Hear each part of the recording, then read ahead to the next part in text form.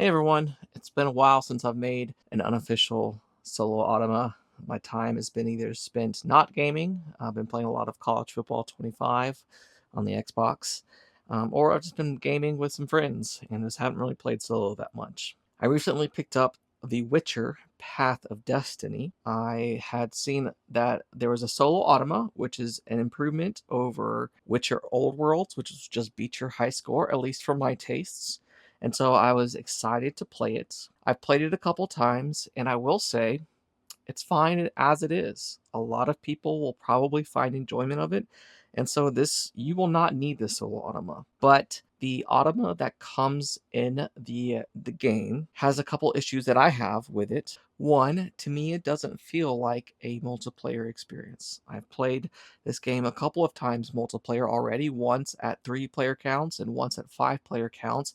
They were great experiences, especially the 5-player count. My game group, when we have 5 players, sometimes it's a struggle to find a game. I was able to play a 5-player game of this with Teach in an hour and 20 minutes. That is fantastic, especially compared to the old world where I would not even attempt. When playing multiplayer, each player is going to help determine the path that you take on your story. And with the solo automa that comes in the box, the automa dictates where you go every single time.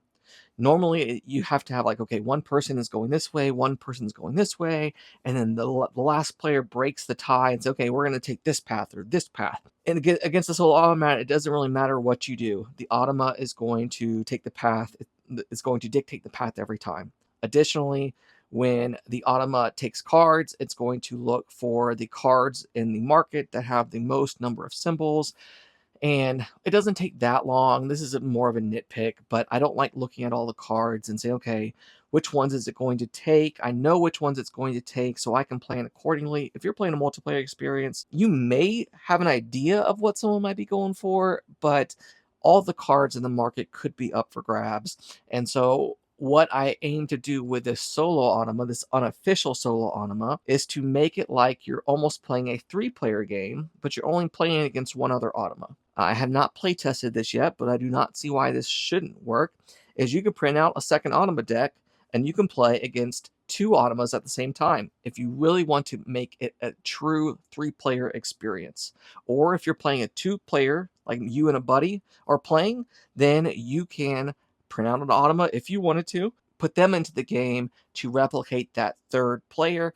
And the good news is that the automa, when you're running it, it only takes maybe 10 seconds to do their turn, if that. So it's really not going to get in the way, and it's going to allow you to focus on your turn and not have to worry about what the automa is going to do. If you don't know how to play The Witcher Path of Destiny, I'm going to teach it as we go. This automa is not complete. I have the base game, all 3 tales, and I have 1 automa done, or 1 character done. I should have the rest of the characters that come in the base game. That's 4 other characters. They should all be done by the end of this week. So if you would like to play this automa, please reach out. I would love to get some play testers. Additionally, the art on the cards will change. The graphic designer, Gecko TH, that helped made my Witcher Old World automa look brilliant, just absolutely stunning. Once I am finished, he is going to do the same treatment for these cards. Okay, enough of me talking.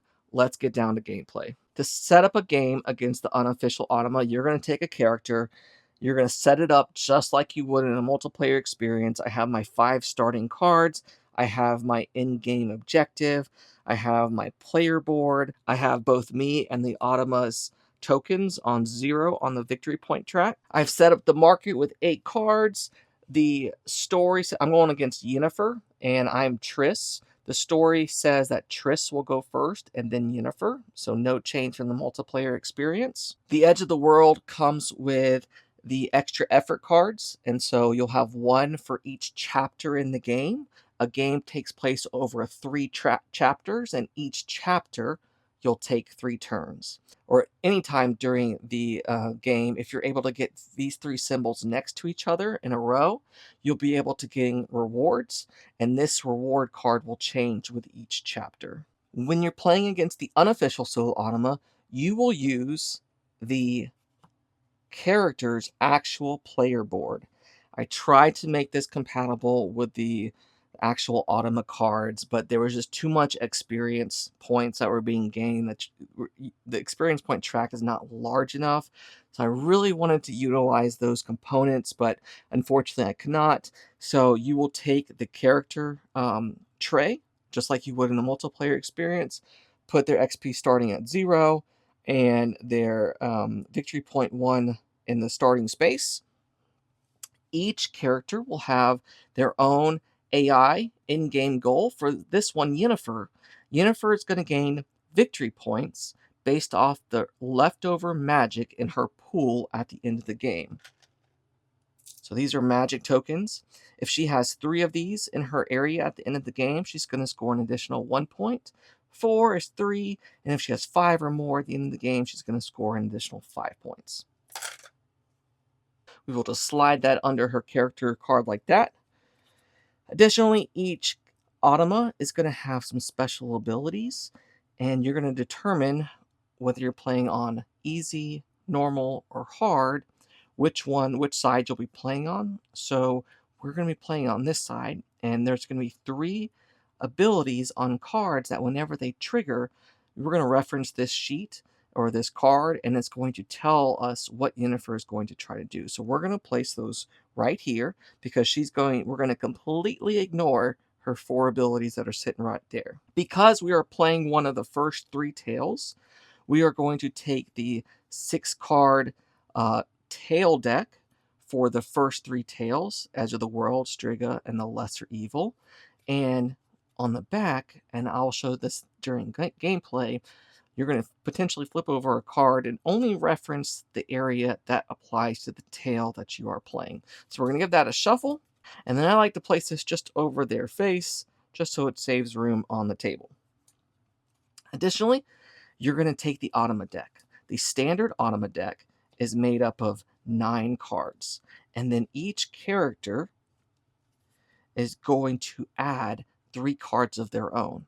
So we're going to take the 3 cards from the character, the 9 cards from the Automa deck, we're going to put those together, and we're going to give those a shuffle.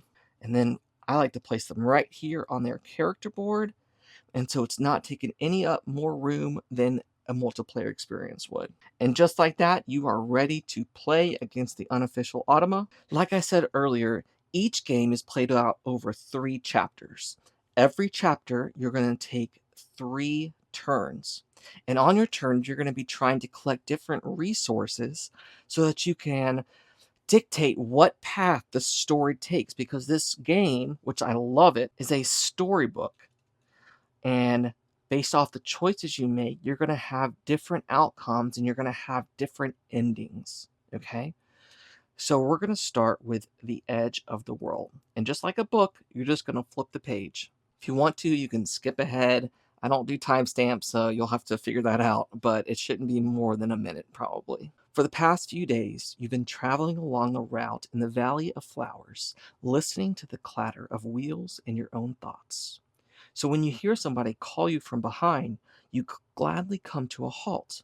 A break from the monotony of the journey is always welcome. The bearded peasant who catches up with you introduces himself as Netley. My village, Lower Posada, is being terrorized by a damn devil, Netley says bluntly. I thought that company like yours could help us. On your way to the village, he tells you about the beast that roams their fields day after day. It destroys crops, pollutes water in the well, and steals oats from the granaries, Netley lists. But most of all, it demands food in return for peace and quiet.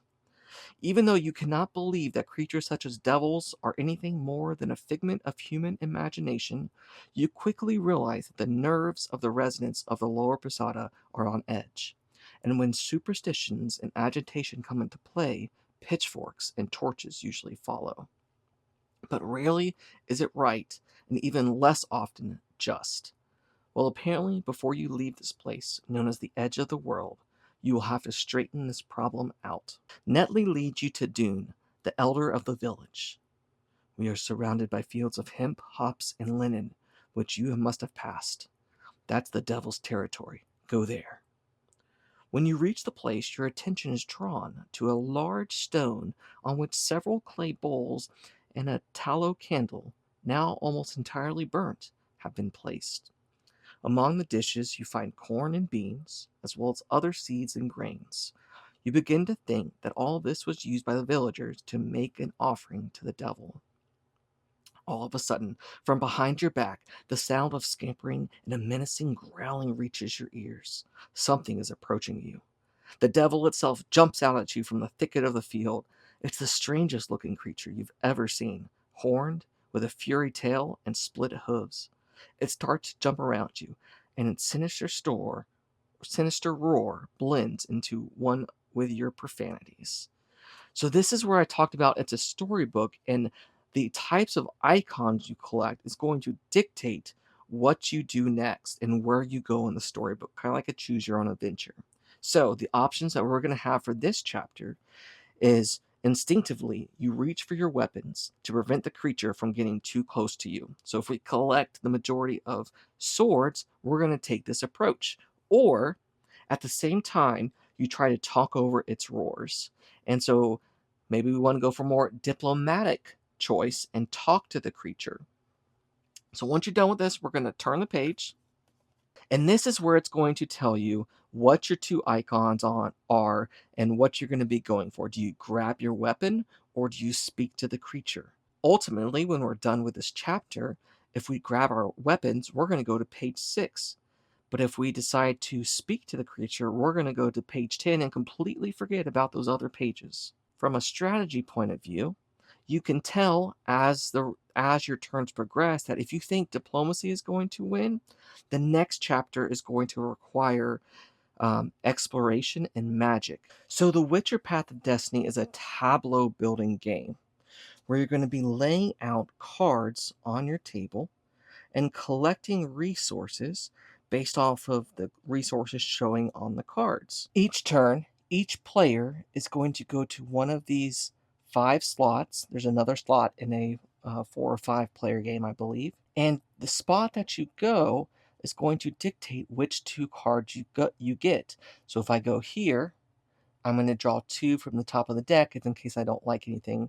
But if I go here, I'm going to take these 2 cards and add them to my hand. Once every player has drafted 2 cards, each player simultaneously is going to play 2 cards into their tableau. And then let's say I went here and Yennefer went here. These cards would be gone. We're then going to take the top cards left over and discard them, slide all cards up, and then where you went on this path is going to dictate initiative or turn order the next turn. So if this was the case, these cards were gone.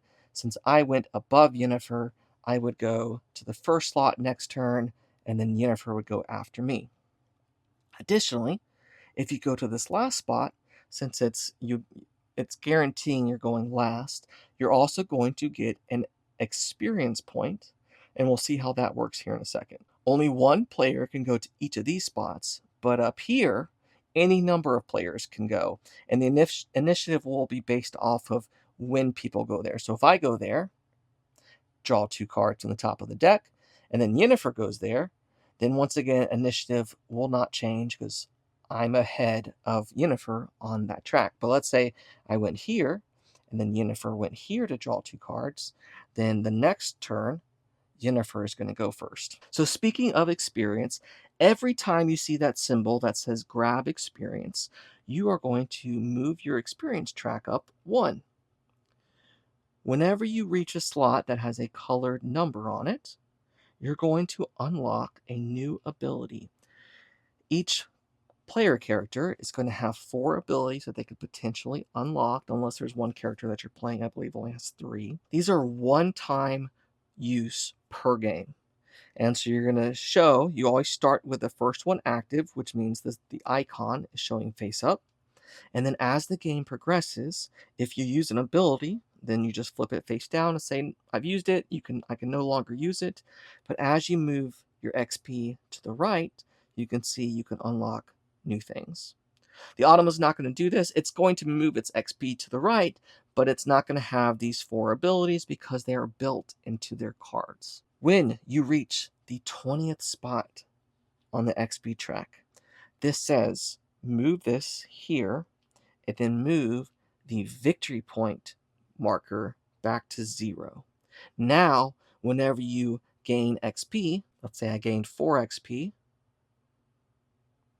at the end of the game, wherever your victory point marker is down the track, you're going to score that many in-game victory points. But you're going to have to move your experience points all the way down the track in order to unlock it for scoring victory points with this token. All right, so let's get to it. So I'm Triss, I go first, and I know the two symbols that we're kind of fighting for this phase is diplomacy and swords. So do we want to speak to the creature or do we want to grab our weapon? I think I'm going to try to speak to the creature. So I want to try to get cards with diplomacy or these icons on the cards. And so I can see this row right here. Both of these cards, doesn't mean I have to play them right now, but both of these cards have the diplomacy icon on them. So I think I might go there. I will say my in-game goal says I'm going to gain victory points depending on the number of cards with a 1 to 3 multiplier effect in your hand. I would show you right now, but there are no cards out here with that sort of effect on it. So I'll show it to you when that comes up. So I think I am going to go here, and I'm going to take these 2 cards, and I'm going to add them to my hand. Now, when it is the Automa's turn, all you're going to do is simply flip over the top card of their deck. There's a lot of iconography on here, but it's really easy and it takes seconds, so let's just look at it real quick. This part right here is going to determine where they go on the board. Once they go there, they're going to gain symbols based off of the chapter, potentially activate any special abilities if there's a 1, 2, or 3 here. And then if you're playing in Chapter 2, you're also going to gain this effect. If you're playing in Chapter 3, you're going to gain this effect. And then this is just down here in case if the automa ever has to break any ties. I never want you making that decision. So in this case, if it ever has to make make a choice for ties for components, it would look for swords first, then diplomacy, then magic, and then exploration. Okay? So we're going to put this to the side, and it says it wants to go to the top spot and draft 2 cards from the top of the deck. So it's going to take these 2 cards, and when it takes cards, you just ignore everything on it. The only thing it cares about are symbols on the cards. So I'm going to take these 2, and we're just going to play it in their play area. Okay. We're then going to look at the card, and it says it wants 2 tokens for the left path. So looking at the left and right paths, it wants 2 swords. So it's going to take 2 swords and just put it in its play area. Then it says it will try to activate special ability number 2. Special ability number 2 for Yennefer says Yennefer spins a magic, and she has to spend it in order to activate this. Sometimes, I'll use one of mine as an example, there will be icons showing on the cards. And when it says spend a magic, if it has a token of that type in its pool, you can just put it back in the supply. Or if the token is showing on the card, you can take one of these black minus symbols and just subtract that token to then gain the effect. Because Yennefer doesn't have a magic token, she will not do anything with the special ability this turn. Looking at the automa card, it is Chapter 1, so we're going to ignore the Chapter 2 and Chapter 3. The automa's turn is done. The automa has played their cards, so I now need to play a couple of cards here. Let's play a yellow card that has a map and a diplomacy. Let's play this one.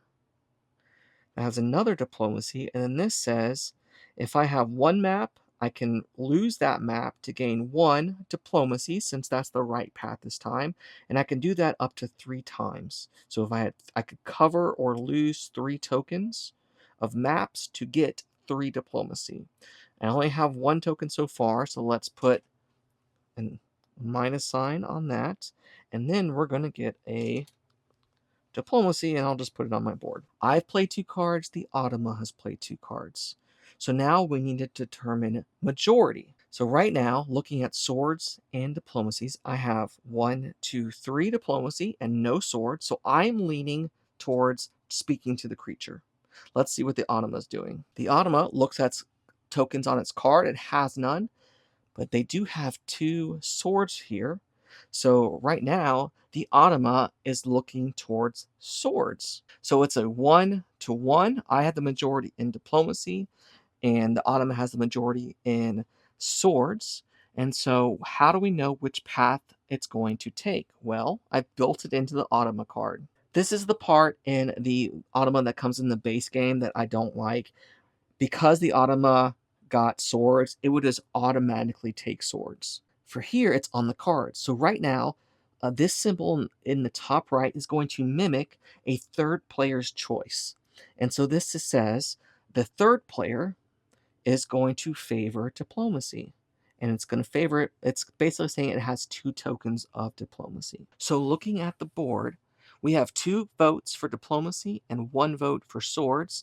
So we're going to say that currently diplomacy is winning this. And why this matters is at the end of the chapter, or these 3 turns, whichever one is the more dominating symbol or has the most votes, all of those symbols for all players are going to be worth victory points. The other symbol, the non-dominating symbol, is going to be worth experience points for every symbol that you have. So not only are you dictating the story, but you're also dictating victory points and experience points. All right, let's get ready for turn number 2. The topmost cards will be discarded. We will return in initiative order like such. We will slide all the cards up, and then we will refill the slots. All right, this time Yennefer gets to go first. So we'll flip over the next automa card, and she wants to go to slot 3. And I don't think I've said this yet, but if I were to be at slot 3, then she would try to go to slot 2. And if you were playing with 2 automas and both of these slots were covered, then they would try to go to this next slot. I also don't think I've said this. This is slot 1, 2, 3, and 4 for reference on the automa's cards. So we're going to place this here. And right now, since we've gone after her, we can see we have a little bit of information that we can use. We know that third player now has 5 tokens for diplomacy. So we know the third player is likely going to go diplomacy, and so we can try to strategize around that. All right, so she wants to go to slot 3. So Yennefer will go 1, 2, 3. Take both of these cards. She will play them down. And then looking at her card, she wants 1 symbol, 1 icon for both the left and right icons, and then she's going to try to trigger the effect for number 3. So looking here, she wants 1 sword and 1 diplomacy. We will place those in her area, and then her special ability says, for number 3, if she has a magic, spend it and gain 5 XP. Well, she has no magic tokens, but she does have a magic on her card, so she's going to cover that. She's going to move up 5 XP.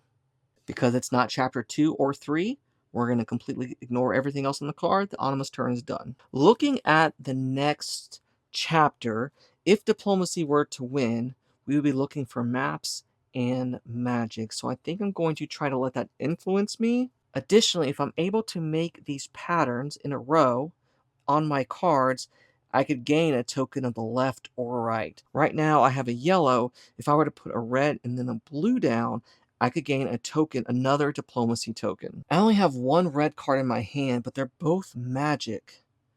And I might want to save that for next chapter when it's looking for magic. All right, I think I'm going to go in this 1 slot right here. I'm going to take these 2 cards.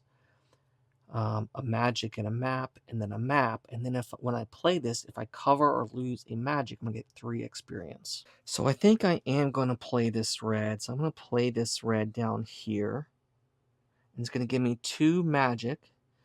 And that's not very helpful for this chapter. But then I am going to play this blue. Once again, the map's not helpful. And I'm not going to say I'm great at this game. Like most games, I'm not, but I can spend that magic to get 3 experience points, and then I'll have that yellow, red, and blue where I can get a diplomacy. So I'm going to place this down. I'm going to spend another magic. by covering it. And I'm going to get 3 XP. And because I have a yellow, red, and blue in a row, I'm going to get another diplomacy token, since that's the right path token. All right, looking at the automa, we're checking for majority, has 1, 2, 3, 4 swords to 1 diplomacy, so they're leaning towards swords. The third person is looking towards diplomacy. And then looking here, I have 1, 2, 3, 4 diplomacy, no swords. So diplomacy is going to win the second one. So we'll put the number 2 here. Because now it has 2 of the 3, we know for sure that diplomacy is going to get victory points at the end of this chapter. All right, let's set up for the next round. We're going to discard both of these cards because it's the topmost. We're going to slide these. We're going to refill, and then we're going to move these back to the initiative order. I think I'm going to go to the number 1 slot here and take these 2 cards. Then the automa is going to flip a card, and it wants the first slot as well, but I went there, so it's going to go to slot number 4. It's going to gain an experience and take those 2 cards.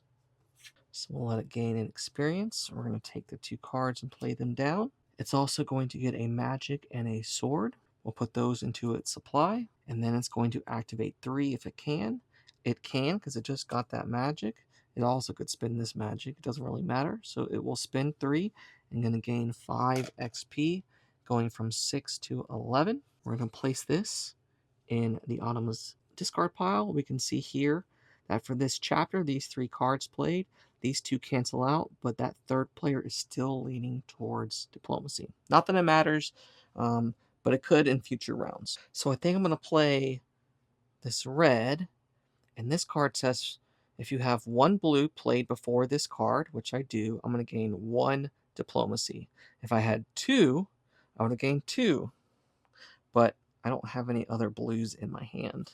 So that was my first card action. Then I'm going to play this green. It's going to give me a diplomacy, and then it says if I spend a magic, I can get both a sword and a diplomacy. So let's do that. I'm going to place this here. I'm going to spend a magic by covering it, and then I'm going to get a sword and a diplomacy. Right now I'm at 4, 5, 6, 7 diplomacy. We already said the automa was leaning towards swords, and the third player is also leaning diplomacy. So we're going to put the third here. And now we're going to score the chapter. Because diplomacy had the majority of tokens, it's going to score 1 for 1, 1 diplomacy token for a victory point, and swords will score 1 for 1 for experience points. So experience points for swords, I have 1, just 1, so I will move this up to 4, 2 more, and I can unlock this special ability. And then I have 1, 2, 3, 4, 5, 6, 7 diplomas. So I'm going to get, or diplomacy, so I'm going to get 7 victory points. So I'm going to move my marker to 7. Because we're playing the Edge of the World, we're going to flip over this top card of the automa deck, and we're just going to reference this. It says if the automa's timeline, which is this right here, includes all 3 of these colors in any order, then it's going to score the reward to the right shown on the extra effort card. So it has a yellow, it has a blue, no green. So we're just going to put this off to the side. It did not score this round for this extra effort card. If it had, the symbol showed right, so it's going to gain any reward showing on the right here, and these rewards will increase. So in this case, it would have got a diplomacy. All right, looking at the automa area, it's going to have 1, 2, 3, 4, 5 XP.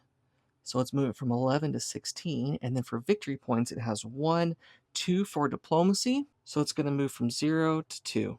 At the end of the chapter, you need to reward people based off of if they have the most tokens in either the light or dark path. So for diplomacy, I'm going to get the token for the dark path because I had the most. And for the light path, the automa will get the token because it had more swords than me. At this point, we're going to clean up timelines. Just like in a multiplayer game, the automa is going to lose all tokens and all cards. We're going to take all of its cards that it played, and we're going to put it in the discard pile. The only difference in the multiplayer game there is that you'll see here in a second, the player will pick one card from their tableau and will play it again to start the next chapter. But the automa is not going to do that. Some of its advantages are built into the cards. They're then going to discard the 3 cards that they played for that chapter, as well as any of the Edge of the World cards. And then let's go ahead and move on to the next part. Because diplomacy won, we're going to go to page 10. So we were able to speak with the creature. The devil's not so black as it is painted. This one, in fact, turns out to be a sylvan, indeed malicious, but by no means bloodthirsty. Even though it is in a fighting mood and persistently hurls iron balls at you, you manage to establish some kind of understanding with it. One of you makes out a few coherent sentences from among all the swearing and roaring, from which you learn that the villagers did try to perform a magical ritual here to drive the beast away, relying on clues from, as the Sylvan called it, the Book of the Wizened Crone. The player with the dark path, which is me, gains 1 magic. So I will gain that. I'll put that in my area. I've lost all my other tokens and cards except for 1. As one of you won't let the creature that tried to hit you with iron balls off the hook, they charge at the Sylvan to drive it away. The beast immediately retreats. By following its tracks, you discover the rough location of its hiding place. The person who charged at it before is now rubbing their hands in anticipation of getting revenge at last. The player with the light symbol moves their character to the first spot in the initiative track. If it is already there, that player gains 1 experience point instead. So I'd forgot to clean this up. So me, would have been first, then Yennefer, but because Yennefer had that token, she now gets to flip. And let's go ahead and clean up while we're here. We're going to get rid of these 2 cards because they're topmost, and we're going to refresh all the other cards. You feel that the residents of Lower Posada did not tell you everything. You come back to the village with a view to make sense of the situation. Dune and Netley reluctantly admit that they search for answers to the problems with the devil in an old book, the possession of an elderly healer and her silent apprentice named Lau. Alright, so our 2 options are: you are pressed for time, but now that you know the way to the Sylvan's hideout, you quickly devise a plan which will allow you to get there unnoticed. Or, to avoid further surprises, you also devote some time to talk to the healer and study the book which the Sylvan told you about. So we'll go ahead and flip that page. And we already knew this because it gave us the information from the last chapter. So we can either sneak into the hideout using maps, or we can go to the healer using magic. I should have done this before that, but I need to go ahead and I've removed all my tokens. I've gotten that magic that I was able to from the book. I need to discard all of these cards, and I believe they go to the discard pile. Even my Triss specific cards, I don't see anywhere in the rules that says otherwise. And I need to pick one of these cards and play it again before we start. You know what? I think Triss, her magic abilities are going to come out this time. So I'm going to use this card that has 2 magic. It's going to give me a head start. That's going to be the first card in my tableau. This chapter, once again, I'll play 6 cards. The rest of these will go to the discard pile. And then we need to update the extra effort card. This little module is only because we're playing the Edge of the World. As you play other tales, they're going to put new mechanics into the game, which is, I'm really enjoying that so far. So we're going to remove this one. We're going to go to chapter 2. And so now, if we're able to make these patterns, not only will we gain a token, but we'll also get an experience point. I'm also going to return the 2 path tokens to the supply. Let's go ahead and start chapter 2. Yennefer is the first player, so we're going to go flip a card over. She wants to go to spot number 1, so she'll go here, take these 2 cards, she'll play them, and then it says she's also looks like she's going the magic route. She's going to gain 2 magic tokens from the pool, or some supply add her to her pool, and then she's going to try to do her special ability for number 2. It says spend a magic token to gain 2 tokens or 4 tokens, 2 from the left path and 2 from the right. So she's going to get 2 magic and 2 explore. She's going to add that to her pool. Then this says if it's chapter 2, then she also gains a token to the right, which in this case it is another magic. And then we're going to place this over the other ones because now that third player isn't going to look at these three, it's going to start looking at the next three cards. So right now it's favoring magic. I don't love the cards showing out there, so I'm going to go to the top spot and grab 2 cards.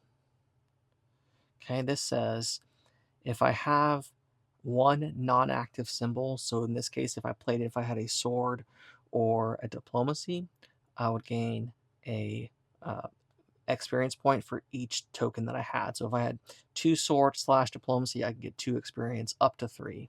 And then this is a prophecy card. It's like a promo pack. When you play it, you're going to get this, obviously. But then every card that you play after this in your tableau that's blue, you're going to get an experience point for it. Also, I'm looking at this. If I can get a red, yellow, green, I can get a right path token as well as an experience point. So it's really a magic and an experience point. So I think I'm going to do that. And I'm going to play these 2 cards. There are no abilities on them, but it's kind of helping me in both because it's giving me some magic, but it's also giving me some potentially experience points because maps or exploration is the left symbol. So right now I'm at 5, so I'm favoring magic. The automa has 1 plus 4 is 5. It's favoring magic, and so at this point the majority is known, but we would check that third card, and it says its majority is magic as well. So it looks like we're all going magic. We'll go ahead and place this one here. We're going to reset the board. So topmost cards are discarded. I believe I'm playing that rule right. It's worded a little weird in the rule book. So if someone knows better, please correct me. But it looks like you always discard the topmost cards. We will slide this back to here. And I get the first turn. And we can't forget that I had red, yellow, green. So I get another magic and an experience point. So I'm going to move this to here. One more and I'll be able to do this step. And I have to remember to use my ability, especially on camera. It's tough. I'm trying to remember everything. But the first ability that I have unlocked is before playing cards, so after I've drafted them, draw 3 cards from the main deck, then discard 3 cards. So I have maybe a little bit more options to play down. I think I'm going to go here, grab these 2 prophecy cards, and then because I went here, I'm going to gain XP, which is going to allow me to move up to 6. And that's going to flip this. So now these are both active. This next one says, before playing cards, choose a color, reveal cards from the main deck until you reveal 3 cards of the chosen color. Draw any one of them, discard the others. The number of cards in your hand increases. It just gives me more options to potentially lay down. All right, we're going to flip an automa deck. It's going to go to spot number 2. So it's going to go here. It's going to grab these 2 cards. It's going to play them. The multiple banner ones, they represent each color shown on that card simultaneously. So this is both a green and a blue. All right, it's going to get 2 left path cards, icons, and 1 right path. So it's going to get 2 maps and 1 magic. So we're going to place that in its token pool. There is no special ability. It's chapter 2, so it's going to gain an additional magic and diplomacy. We're going to place this here. We can see that the third player has 3 to the right, so it's favoring magic. And the automa has 6, 7 compared to 4, so it's also favoring magic. So we're going to lock this in as magic is going to be the one producing victory points at the end of this next turn.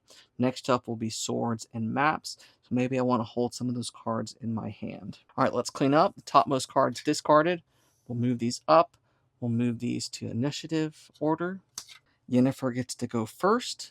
She will go to spot number 1, take these 2 cards, play these into her tableau. She wants a diplomacy, a sword, and an experience point, so I'll put these in her area. She will gain an experience. She will activate number 2.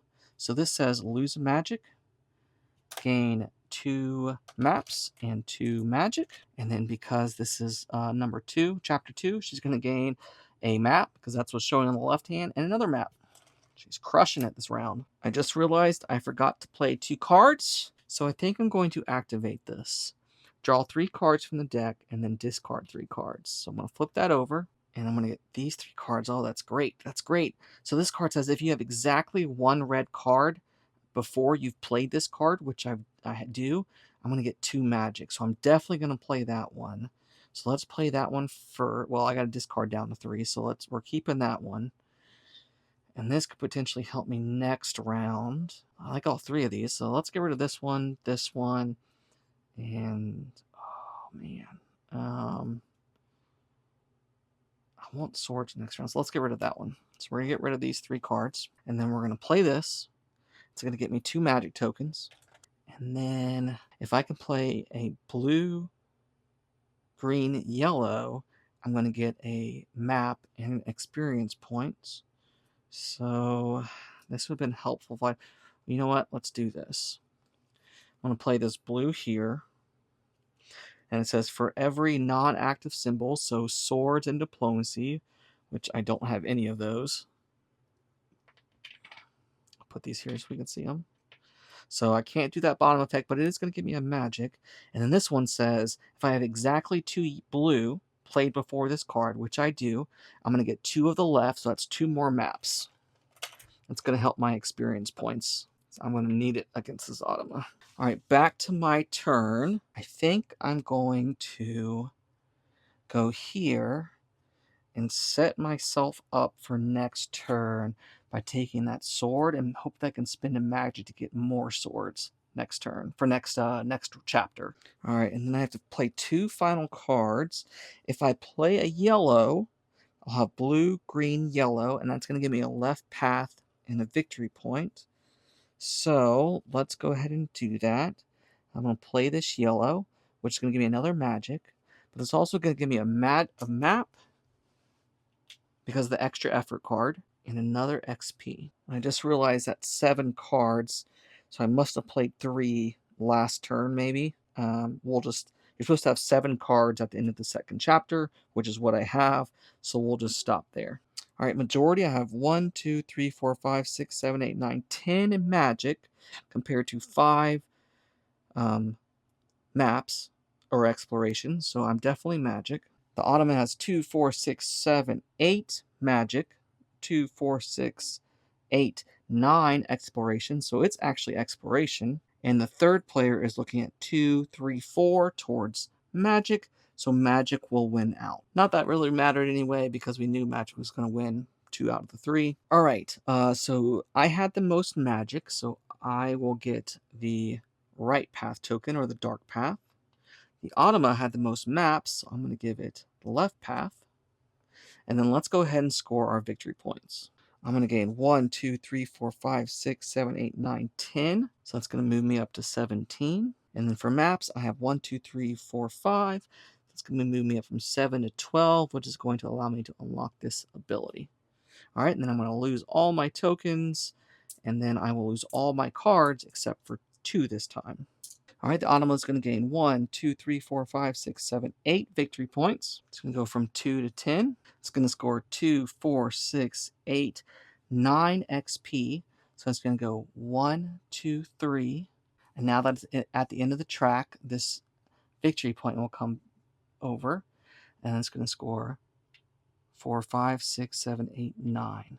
So if the game ended right now, it would score 4 victory points. But this is going to increase for sure. Oh, I forgot to do this.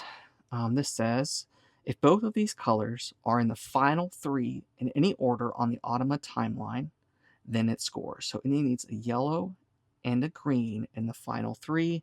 Blue, green, green. So it did not get this. If it did, it would have gotten another experience point and another experience point because the reward is a left path, which is maps. So that map would have got an XP, and then the bonus also shows a victory point, so it would have got or experience point, so it would have got another XP. But it didn't, so we'll just discard this. We will discard all the automa's cards. We will discard all of their tokens. We will clean up their discard area a little bit. Let's clean up the board state, so these will shift over here. Topmost gets discarded. Once again, I believe I'm playing that rule right, but I'm not 100% sure. Refill. And then we're going to chapter 3. So now, if we're able to get these 4 in this order, or this 4 in this order, we're going to get 2 of the path tokens. All right, we know that next chapter is going to be swords and maps. So I need to take 2 of these and place them down. Swords and maps, swords and maps. So nothing helps me with swords. So I guess we will look here. So let's do this. Let's do red, yellow, because I know if I get a red, yellow, green, and blue, I can get 2 left path tokens. We'll discard all of these. Let's move to page 26. All right, the book was written in the Elder Futhark, an alphabet that dates back to ancient times. You also quickly realize that the healer's apprentice is hiding a secret. The one of you who studied the scriptures most thoroughly discovers that the locals consider Lao to be a prophetess. This knowledge allows you to look at the matter from a different perspective and take further actions. The player with the Dark Path token, that's me, reveals cards from the main deck until they find a card with a sword or map. They put the card anywhere in their timeline, ignoring its effect. Discard the other revealed cards. So let's just add until, okay. It says until we find one, until they find a card with a, okay, so we're going to do it right here. There's the first card I drew. We don't want to put it here because we're trying to get a green and blue next, so let's put it here. The search for the Sylvan's hideout leads one of you to a disturbing discovery. By an extinguished campfire, there are several feathers trimmed like arrow fletchings. Is the Sylvan trying to arm itself? The player, or the automa, gains 2 experience points. It's going to get a victory point. The question is answered in the evening when from across the field at the edge of the village, you see 2 elves heading towards Lower Posada, bows in hand and full quivers on their shoulders. You go out to meet them. You ran us off these lands. Our brothers live in the mountains, hungry and cold. It's time you paid for it. The first arrow is fired to confirm that this is not an empty threat. We can fight. You attempt to fend off the attack, or at the same time you try to retreat towards the village where it will be easier to fetch Lyle to the scene. If she really is more than a mere apprentice of the healer, now is the time to reveal herself and prevent bloodshed. Alright, so our 2 options this time are swords or map. We can counter the attack or go back for Lyle. Alright, we're going to draw the top automa card. It's going to go to 2. So 2, grab these 2 cards, place it in its pool. It's going to grab 1 map and 2 swords, place it in its pool, and then there's no special ability. And then chapter 3 says it gets a map, a magic, and an XP. So map, magic, and we'll bump up 1 on the XP track. And you can see that the third player is going for attacking. All right, so the third player is going for attacking. The automa has 4 swords to 2 maps, so it is also going for attacking. You know what? Let's go here. But I need to play a green next. Do I have green in my hand? The answer is yes. Okay, so we're going to pick these 2 cards. All right, so I have the red, yellow. I need a green and blue. So looking at my cards, I'm going to place this down. Magic is not important this time. It's non-dominating. So we're going to spend a magic to gain... Ooh, I could spend all 3 magic to gain 3 swords because that's the left symbol. Perfect.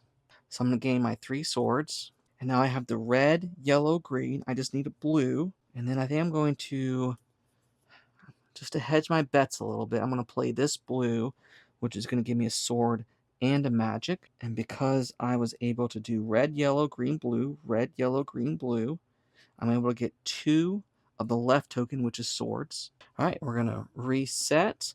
Topmost cards discarded. So let's get these 2. I'm going to go here. No icons on the cards, but you'll see here in a second. The automa is going to flip a card. It's going to go to the top spot. Draw 2 cards at random. Play them into their pool. It's going to get both a map and a sword. Play those in its pool. It's going to activate icon 3. Does have a magic. It will lose to go up 5 XP from 9 to 14. And then it's going to get 2 more magic and XP. So 2 more magic, which is magic is what it wants for its end-game goal. And then I'm going to play this one. It says if you have 1 yellow, which I do, get 2 swords. And I think I'm going to play this one that says lose a map to get 2 maps. So I will do that. So I got those there. All right, my majority is 1, 2, 3, 4, 5, 6, 7, 8, 9 swords. Maps, I'm at 1, 2, 3, 4, so I'm majority swords. The third player is majority swords, so it doesn't matter. And the automa is 1, 2, 3, 4, 5 swords compared to 1, 2, 3, 4 maps. So once again, it's going to be all swords, and that's what's going to determine victory points. All right, clean up. Move these to initiative. This gets wiped. Move those here. Yennefer is going to go first. Flip over her top card. She's going to go to spot number 2. She's going to take these 2 cards, which help her a lot. Add them to her timeline. And she's going to get a magic and an XP. XP is now going to move her to 9. And then she's going to try to activate ability 1. She's going to get 2 victory points for 2 experience points for every blue in her timeline. So that's 2, 4. So she's 20. Just like you, she's capped out at 12, so she will not gain any more. And then she's going to gain, because it's chapter 3, 2 more magic. I think I'm going to go to this last spot and take these 2 cards. I'm going to get an XP for going there. Move that up. I'm going to play this yellow. It's going to get me a sword. More importantly, it's going to get me 2 yellows. So I'm going to play then this card. I have to have exactly 2 yellows, and then I get 2 maps. Looking at my majority, I have 2, 4, 6, 7, 8, 9, 10 swords, and 2, 4, 5, 6 maps. So I'm leaning towards swords. We're going to flip over the top card of its deck. If it has 2 reds, a yellow, and a blue, 2 reds, a yellow, and a blue, it's going to score the right. It does. So it's going to score 2 maps. And then it's leaning 1, 2, 3, 4, 5, 6 swords, 2, 4, 5, 6, 7, 8 maps. This is leaning swords. So maps, I'm swords, that's swords. So this will get that. I get the left path for most swords. The automa is going to get the right path for most maps. And then let's go ahead and score victory points. So swords will score victory points. Maps will score XP. So I'm going to score 2, 4, 6, 7, 8, 9, 10. So I'm going to go from 17 to 27. I'm going to score 4, 5, 6 XP. That's going to push me from 13 to 19, so not enough to get into the XP game. So close. The automa is going to score for swords 1, 2, 3, 4, 5, 6. So it's going to go from 10 to 16. It would score XP, but it's maxed out, so it's not going to score anymore. Then both players are going to score for their in-game card as well as their XP track. So the automa will score 12. The automa is looking for leftover magic in her pool. Well, she has 1, 2, 3, 4, 5, 6. So she's going to get 5 victory points. So 5 plus 12 is 17. So 10 would be 26. 1, 2, 3, 4, 5, 6, 7. So we're looking at 33. I was not able to get my XP tracker all the way to then start scoring victory points. So that's a bummer. Looking at my in-game goal, I'm supposed to have cards with that symbol on it. If I was able to have 2 cards, it'd be worth 1. Looking at my cards, I have 1. No, I needed 1 more to get 1 point. I probably should have thought about that better throughout the game. That's all right. And then lastly, we need to finish the story. So we're going to go to page 42. Relying solely on ranged weapons turns out to be insufficient for the elves to gain an advantage over you. You manage to protect yourselves from the arrows, and thanks to your companion's cover and a series of successful dodges, one of you quickly finds a way to get close to the attackers. They make a couple of precise strikes. Since the enemies didn't surrender, they had no other choice than to finish the job. The player with the left token gains 2 victory points. You only manage to find Lyle after everything is over. One of you fetches her to the scene. The girl looks at the dead elves with great sadness in her eyes. She gently touches the forehead of the person who brought her here, thankful for their efforts in protecting the villagers from a confrontation with the elves. The player with the dark token gains a victory point. That would be Yennefer. The next day, something strange happens. Where the bodies of the elves fell, Farewell flowers now bloom. You dare not pick them. At a slight distance from the shade of the grove emerges the goat-like silhouette of the Sylvan. The creature suddenly turns around and disappears into the thicket of the grove. Most probably it will never show up here again. You leave the valley and bid farewell to the grateful villagers. The end. Final score, Yennefer Unofficial Automa 34, me to 29.